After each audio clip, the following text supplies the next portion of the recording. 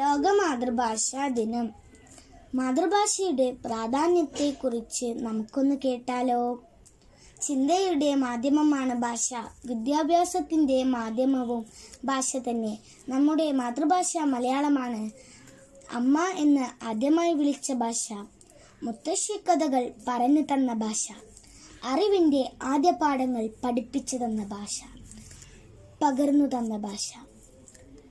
മാതൃഭാഷയെ പെറ്റമ്മയായും മറ്റുള്ള ഭാഷയെ പോറ്റമ്മയായുമാണ് കാണേണ്ടത്. നമ്മുടെ മാതൃഭാഷ ശ്രേഷ്ഠ ഭാഷാ പദവിയിൽ 5ാം കിരീടം ലഭിച്ച ഭാഷയാണ്. മധുരം മനോജ്ഞം മലയാളം. ഈ മധുര മലയാളത്തെ മറക്കുന്ന കാഴ്ചയാണ് നാം കാണുന്നത്. ഒരു ഭാഷ ഇല്ലാതാകുമ്പോൾ ഒരു സംസ്കാരമാണ് ഇല്ലാതാകുന്നത്. മലയാള ഭാഷയുടെ പിതാവെന്നായിരുന്നു തുഞ്ചത്ത് എഴുത്തച്ഛൻ അറിയപ്പെട്ടിരുന്നത്. കലാസാഹിത്യ രംഗങ്ങളിൽ അമൂല്യങ്ങളായ മുത്തുകളും രത്നങ്ങളും സമ്പാദിച്ചിട്ടുള്ള കേരള ഭാഷയുടെ അടിത്തട്ടിൽ ഇപ്പോഴും എണ്ണിയാലൊടുങ്ങാത്ത നിധികൾ ഒളിഞ്ഞുകിടക്കുന്നു.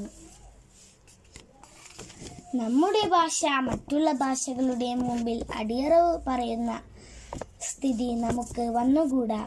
മലയാളത്തെ മുറുകെ പിടിച്ചു കൊണ്ടുവേണം നമുക്ക് മറ്റു ഭാഷകൾ പഠിക്കാൻ.